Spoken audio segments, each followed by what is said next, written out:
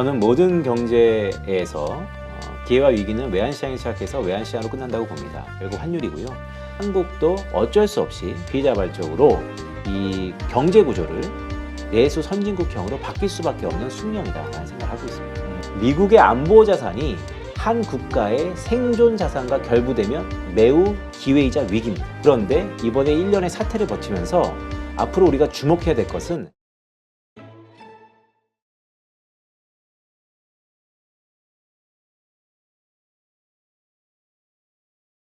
그런데 아까도 말씀하셨지만 지금 상업용 부동산에 대한 이런 공포심도 있는 상황. 그러나 그 앞전에 얘기하셨듯이 경기 침체는 올 수밖에 없을 것이다. 여러 가지 또 다른 지표들을 봤을 때. 그렇게 된다면 우리가 가장 겁내하는 것 중에 하나가 장단기 금리 역전. 이 현상이 있고 나서 뭐 1년에서 2년 사이에 상당한 경제 위기가 오지 않았느냐. 그렇다면 이번에도 이 경기 침체 그리고 이런 상업용 부동산, 여기로 인한 금융의 시스템의 불안정, 이런 것들이 합쳐지면서 또 무서운 일이 오는 거 아니냐, 이런 걱정할 수도 있는 거 아닌가요? 매우 중요한 거고요. 일단 화면 한번 보시죠. 자, 이것이 미국의 장기와 단기 스프레드입니다. 차이라는 것이죠. 장기는 보통 30년물을 많이 쓰지만 금융시장에서는 10년물을 많이 쓰니까요. 10년물하고 7년물, 5년물, 2년물, 3개월물 금융시장에서 바라보는 장단기 금리의 모든 분야를 다 다뤄봤습니다. 보시면 현재 작년 10월 27일 이후에 전 구간에서 6개월 연속 역정폭이 지속되고 있습니다. 자, 이렇게 지속되면 은행으로 따지면 수익성 악화예요. 그런데 아직 괜찮았죠. 왜 괜찮았냐? 여전히 유동성이 많았기 때문입니다. 근데 그 유동성의 적신호가 나타났습니다. 자, 차트로 하나 좀 보여드릴 건데요. 오른쪽입니다. 자, 이번에 JP에서 다시 한번 퍼스트 리퍼블릭을 인수하면서 네. 유동성의 힘을 보여줬죠. 하지만 거시경제 지표로 유동성 한번 보실까요? 오른쪽 차트는 M2 통화량과 은행의 예금입니다. 은행의 예금이 2005년 이후에 전년 동월 대비 증가율인데요. 마이너스를 보이는 게 이번이 처음입니다. 아, 그래요? 실제 줄어들고 있다는 것입니다. 자, 이게 이런 어떤 일이 벌어질까요? 자, 이런 겁니다. 미국의 지역은행들이 장단기 금리 역전에도 괜찮았습니다. 왜냐하면 은행은 예금을 받아서 대출을 해주면서 그 차익을 먹는 비즈니스를 하는 것이죠. 그런데 지역은행이 유동성이 워낙 많아서 굳이 예금을 모집하지 않아도 유동성이 많았어요. 근데 최근 유동성이 줄고 있다는 거. 그러면 지역은행이 어떻게 이제 해야 되느냐? 기준금리가 5%인데 미국의 지역의 예금금리가 1%라는 얘기 들어보셨습니까? 아, 그래요? 지역에는 미국의 지방은행들은 예금금리를 높이지 않아도 유동성이 워낙 많았기 때문에 굳이 높일 필요가 없었어요. 따라서 지방은행이 예금을 또 맡길 필요도 없었고요.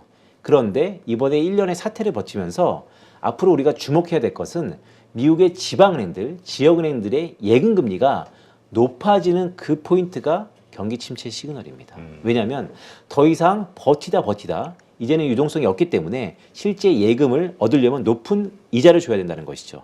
자, 그래서 제가 오른쪽 차트를 하나 갖고 왔는데요. 이 오른쪽 차트가 과거에 연준의 긴축 시기에 기준금리 고점과 예금금리 고점 간의 시차입니다. 만약에 5월달 FOMC에서 현재 25bp 기준금리 인상이 유력시되는데 그러면 상단이 5.25%가 될 거고 네. 6월에 한 번 한다 하더라도 상반기에 거의 고점을 형성할 텐데 과거에 보면 기준금리 고점이 예금금리 고점과 시차가 7개월이었다는 겁니다. 그러면 상반기에 미국 연준에서 기준금리 고점이 나온다고 한다면 올해 하반기쯤에는 예금금리도 버티지 못하고 유동성의 고갈 때문에 올릴 것이다.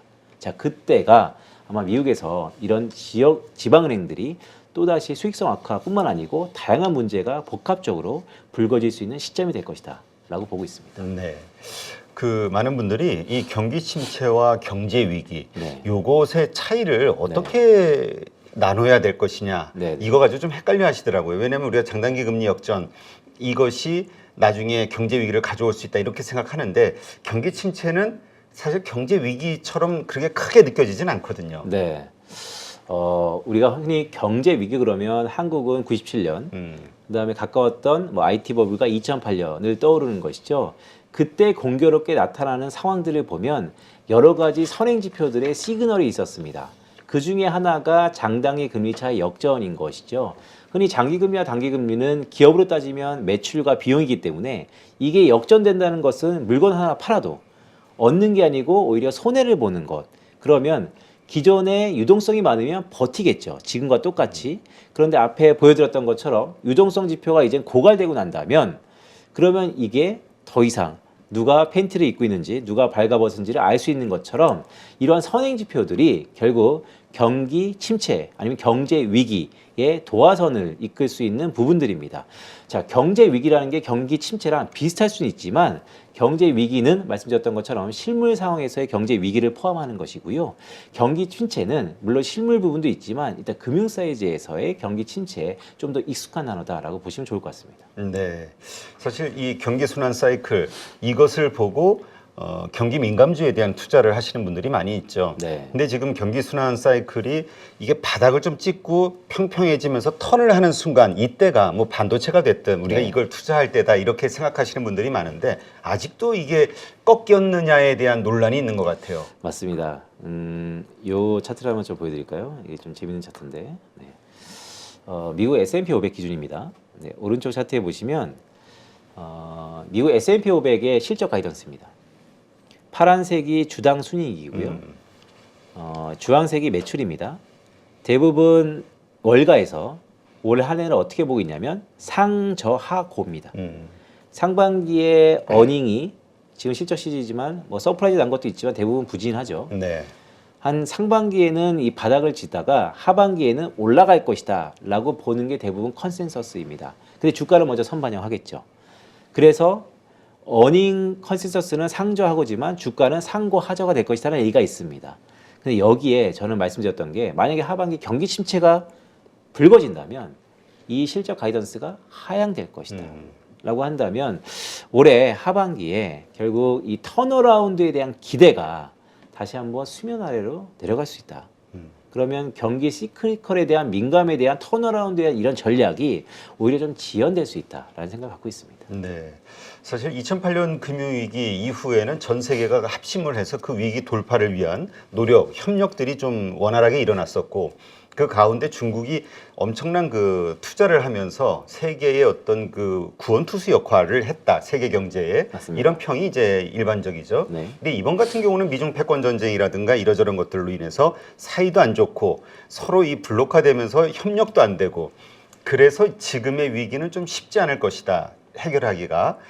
그 정도로 중국의 그 시장 혹은 중국의 어떤 그 경제 상황이 세계 경제에 미치는 영향이 상당히 크지 않냐 이런 의견들이 있거든요. 엄청 크죠. 왜냐하면 IMF, OECD, 월드뱅크가 올해 수장 경쟁을 하면서 수장 경제 전망을 하면서 글로벌 경제의 전망치를 상향 조정했습니다. 워딩이 딱 하나 들어갔습니다. 차이나 리오프닝.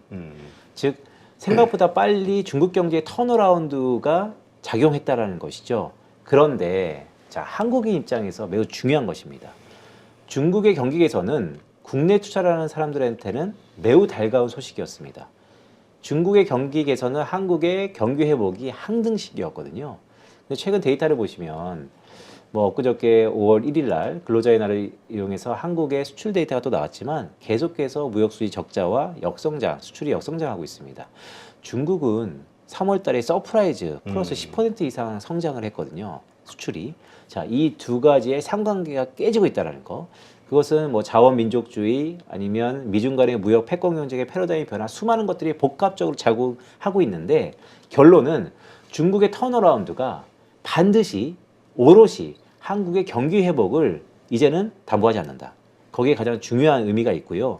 그럼 이것이 결국 과거와 똑같이 뭐 한두 분기 그러다가 괜찮아질 거냐라고 나이브하게 생각하기에는 큰 판의 변화를 우리가 주목해야 된다. 그래서 저는 중국은 경기 회복이 올해 하반기 나타날 거라고 봅니다. 왜냐하면 작년에 중국이 경기 회복을 못했는데 수많은 유동성이 풀어졌거든요. 네. 따라서 중국 내부에서 어느 정도 사이클이 있을 겁니다.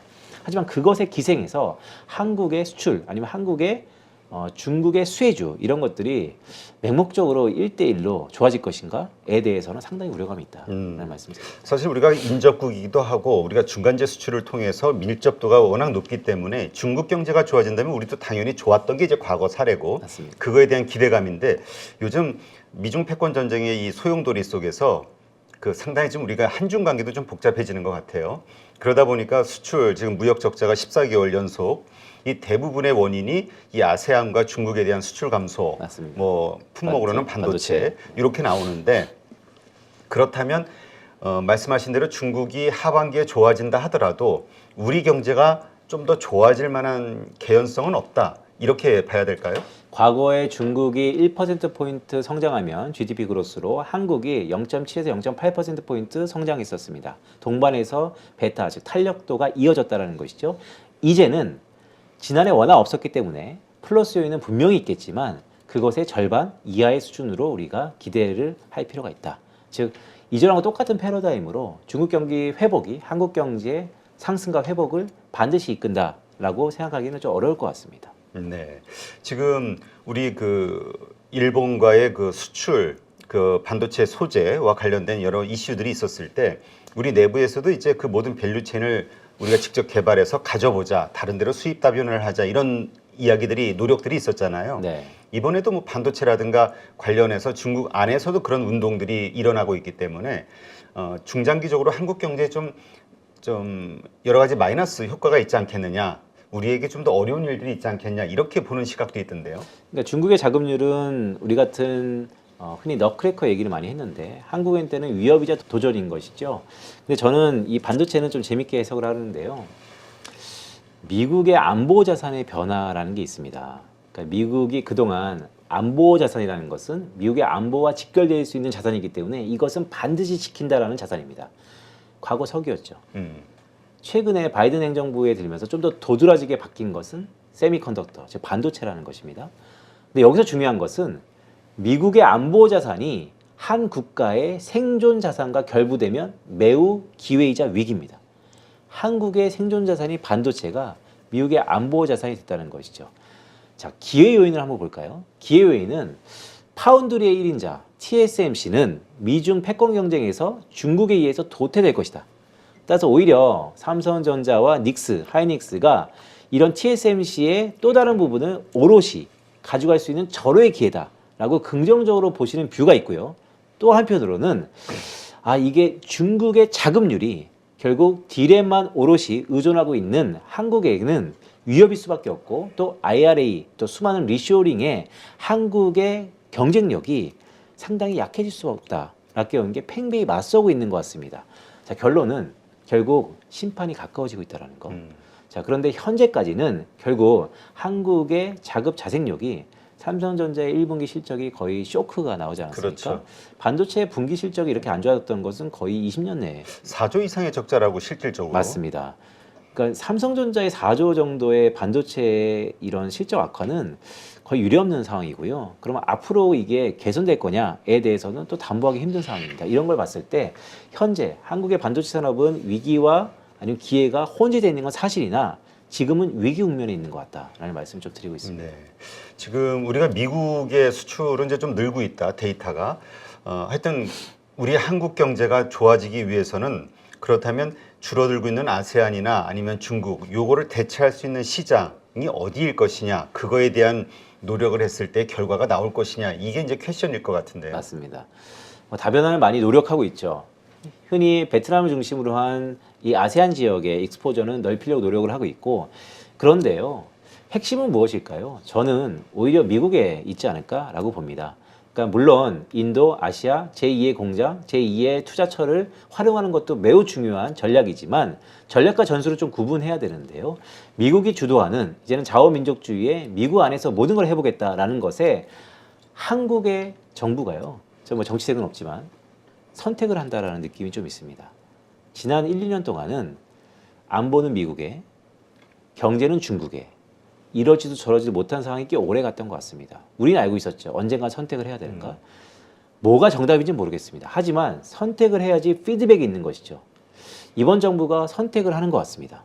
자, 이 피드백이 달 수도 있고 쓸 수도 있는데요. 어쨌든 선택을 했다라는 것이 뭔가 이 다음 전술을 우리가 마련하는데 그래도 뭔가 액션을 취해야지 피드백이 있지 않을까라는 생각을 가지면서 좀 바라보고 있습니다. 네. 하여튼 우리에게는 지금 상당히 그 기회와 도전이 같이 온 상황이다. 맞습니다. 그 미국의 밸류체인에 들어간 산업들은 성장할 수 있는 또 그러나 그 포함되지 않은 곳들은 상당히 또 위험할 수 있는 상황이 왔다. 이렇게 보시는 분들도 많이 있더라고요. 맞습니다. 그런데 책에서도 언급하셨지만 지금 한국의 경제가 선진국형 구조로 전환을 해야 된다. 이런 네. 얘기를 하셨거든요. 맞습니다. 이 말이 어떤 의미입니까? 선진국형 경제라는 것은 일단 자생력과 자금력입니다. 또한 대외적인 글로벌 경기의 시크니컬에 연동되지 않고 내수를 가져자라는 것인데요. 한국은 참 쉽지 않죠. 왜냐하면 대표님 아시겠지만 전 세계에서요, 특히 제가 매크로 지표를 많이 활용하니까요, 전 세계 가장 경기를 제 1순위로 알 수 있는 경제 지표가 한국 수출입니다. 한국 수출이 MSCI 선진국 지수 아니면 주가 지수에도 선행하기 때문인데요. 재밌는 건 그만큼 한국 경제 구조상 시크리컬, 즉 글로벌 경기에 연동돼 있다는 것이죠. 좋을 때 한없이 좋겠죠. 하지만 지금처럼 안 좋거나 위기가 있을 때는 또 한없이 나빠지는 거. 자, 변동성이 많은 경제 구조를 갖고 있다는 것입니다. 선진국이 MSCI 선진국 이슈도 조만간 불거질 텐데 선진국이 어떻게 해야지 선진국일까요? 안전한 것이죠. 즉 변동성을 줄이려면 내수 전환이 필수 불가결할 수밖에 없는 것인데요. 근데 한국은 이 가계부채라는 뇌관을 갖고 있죠. 따라서 진통이 있을 수밖에 없습니다. 그 진통을 과연 언제까지 미뤄야 될까? 중국이 세계 공장에서 세계 시장으로 자처하고 있기 때문에 한국도 어쩔 수 없이 비자발적으로 이 경제 구조를 내수 선진국형으로 바뀔 수밖에 없는 숙명이다라는 생각을 하고 있습니다. 그렇군요. 지금 그 가계부채와 관련해서 이거 어떤 분들은 이거 벌써 15년 이상 네. 맨날 가계부채 심각하다 터진다 하지만 아무 일 없지 않았냐 이렇게 보시는 분도 있고 이번에는 이제 부동산의 급등 그다음에 급락 과정에서 일어나는 현상 여기에서의 문제들로 좀 제대로 위기 상황이 오지 않겠냐 부동산하고 연계가 되면서 맞습니다. 이런 분들도 있는 것 같아요. 생각하는. 네. 가계부채는 국가가 성장하는 데 있어서 부채가 늘어나는 것은 다양한 현상이고요. 어떻게 보면 통과 의례라고도 할 수 있는데요. 가계부채의 큰 쇼크는 수많은 경제 구조상의 바뀜을 야기하죠. 그런 의미에서 매우 중요한 포인트인데요. 저는 이번에 높은 금리 수준, 한국은 이미 금리 인상을 멈췄다라고 해도 과언이 아니고요. 앞으로 금리를 내리는 순간만 기다리고 있다 해도 과언이 아닌데 가계부채가 워낙 발목을 잡을 개연성이 있어서 이번에 나타나는 가계부채의 무너짐은 아니면 여파는 이전보다는 클 수밖에 없다. 왜냐하면 수치가 이미 GDP 대비 아니면 가처분속 대비 가계부채가 워낙 높아졌기 때문에 이 많은 팽배한 빚덩어리가 결국 잠재적으로 한국 경제를 갉아먹을 수밖에 없는 구조다라는 말씀을 드립니다. 하여튼 이 비중을 어떻게 해소를 해야 된다. 이 모두 그 인식은 하고 있는데 네. 방법은 없는 것 어떻게 같아요. 해요? 숫자적으로 지으려면 미국이 한 것을 좀 답습해 볼까요? 미국은 그걸 해냈기 때문에 자 간단하죠. 결국에는 분모라고 할 수 있는 성장을 더 촉진시키면 됩니다. 성장을 촉진시키려면 한국 경제가 가장 잘할 수 있는 시크니컬 투자에 연동을 할 것이냐 아니면 이 부분에서 구조조정을 거치면서 내수로 전향할 것이냐 그것은 정부의 경제 구조상 선택인데요. 어쨌든 선택을 해야 된다는 게 가장 큰 포인트고요. 두 번째는 부채, 빚을 줄이는 것은 상당한 고통이 있는 것이죠. 우리가 월 100만 원 쓰다가 10만 원 쓰라 그러면 상당히 고통이 있는 것이잖아요. 하지만 그런 고통을 겪어야 될 순간이 올 수밖에 없다. 작은 고통을 겪을 것이냐, 큰 고통을 겪을 것이냐. 흔히 경제적으로는 되게 어렵고 불안하고 위험한 얘기지만 투자하시는 분들은 이럴 때 또 크게 또 부러지는 게 괜찮다라는 분들도 있어요. 하지만 그렇게 보는 시각이 현실 실물 경제에서는 상당히 우려 섞인 부분이다라는 말씀도 드립니다. 사실 이 금리가 오르면서 부채가 있는 분들 빚을 좀 줄여야 된다 이런 이야기를 많이 했었잖아요. 근데 이제 금리 인하 혹은 뭐 한국 같은 경우는 이미 동결이 된 상태고 앞으로는 이제 여러 가지 경제 환경 때문에 인하할 수밖에 없지 않냐. 그러니까 내가 지금 좀 힘들어도 좀 버티면 되지 않을까? 이런 생각하시는 분들도 좀 많은 것 같아요. 중앙은행의 목적이 있죠. 특히 한국은행의 통화정책의 목적은 물가 안정입니다. 자, 물가가 안정되려면 여러 가지 요인이 있죠. 공급 요인도 있고 수요 요인도 있고 하지만 공급 요인보다는 현재는 수요 요인에 의해서 물가가 잡힐 개연성이 높습니다. 즉 금리 인하가 되는 그 시점을 기다리겠다. 그러면 내 이자가 줄어드니까. 하지만 가정이 다르죠. 가정은 경기가 그만큼 어려워질 개연성이 있다. 따라서 금리 인하를 기다려서 어떤 걸 투자한다. 특히 부동산 시장에 그런 심리들이 꽤 있는데요. 좀 어려울 것 같고요. 저는 경기 침체라는 게 온다라는 것에 방점을 찍고 어느 정도 폭과 기간에 따라서 오는지에 대해서 대비를 하는 게 지금 좀 더 중요하지 않을까라는 생각을 합니다. 네.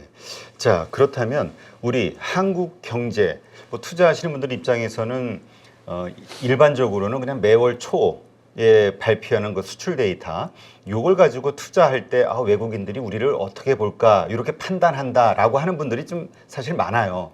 이거 외에 어떤 중요한 한국 경제를 우리가 객관적으로 볼 수 있는 데이터 있다면 뭐가 있을까요?